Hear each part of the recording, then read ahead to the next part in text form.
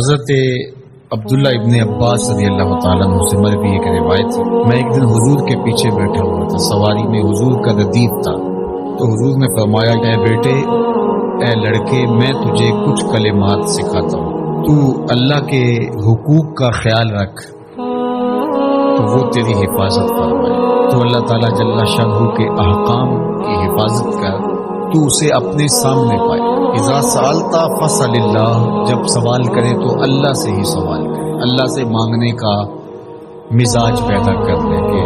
فرمایا تمہارے جوتے کا تسمہ بھی ٹوٹ جائے تو وہ بھی اللہ سے مانگو۔ ضرور بازار میں جاؤ دکاندار سے، لیکن حقیقی طلب اللہ سے ہونی چاہیے۔ بات بات پہ اللہ سے سوال کرو، بڑی سے بڑی چیز بھی اس سے مانگو، چھوٹی سے چھوٹی چیز بھی اسی سے طلب کرو۔ ہماری ساری ضرورتوں کا کفیل ہمارا رب، ہمارا مالک ہے۔ تو دوسری نصیحت یہ کی کہ جب تو استعانت طلب کرے، مدد طلب کرے تو اللہ سے ہی استعانت طلب کرے۔ عالم اور جان کہ اگر ساری امت، سارے لوگ، پوری قوم جمع ہو کے تمہیں فائدہ پہنچانے کی کوشش میں لگ جائے تو تمہیں وہی فائدہ پہنچا سکتے ہیں جو تیرے لیے تیرے رب نے لکھا ہے۔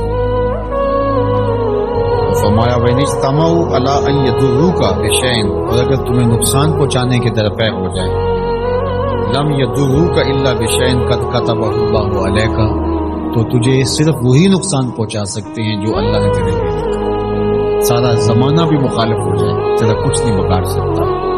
ہاں تیرے مقدر میں اگر کوئی چیز، کوئی بگاڑ لکھا ہے تو وہ ہوگا، اس کا ذریعہ وہ بن جائے گا۔ تو اس لیے پھر اسی سے مانگو، اسی سے طلب کرو۔ رفعت الاقلام وجفت الصحف، جو لکھنا تھا اللہ نے لکھ دیا، لکھنے کے بعد قلم اٹھا لیا گیا اور جن صحیفوں پہ لکھا تھا وہ خشک ہو گئے۔ اب کتابیں بند ہیں، تو اس لیے اس نے تیرے لیے جو لکھا ہے وہ ہو کے رہے گا، تو خام خواہ لوگوں سے ڈرنے کی ضرورت نہیں ہے، اور تیرا فائدہ، تیرا نقصان اسی کے دستے قدرت میں ہے، تو اسی سے طلب کر، اسی سے مانگ۔ فرمایا تو اللہ تعالیٰ جل شانہ کو رخاء میں، خوشحالی میں یاد کر، یعرفک فی الشدہ، وہ تجھے مشکل میں پہچانے گا۔ یعنی جو شخص خوشحالی کے دور میں اس کے پاس دولت ہے، صحت ہے، تو اللہ تعالیٰ کو فراموش نہیں کرتا، اللہ اس کی بدحالی کے زمانے میں اس کو فراموش نہیں کرتا۔ وعلم، اور جان، ان النصر مع الصبر، کہ جو مدد ہے وہ صبر کے ساتھ آتی ہے۔ وان الفرج مع الکرب، اور کشادگی جو ہے وہ مشکل کے ساتھ آتی ہے۔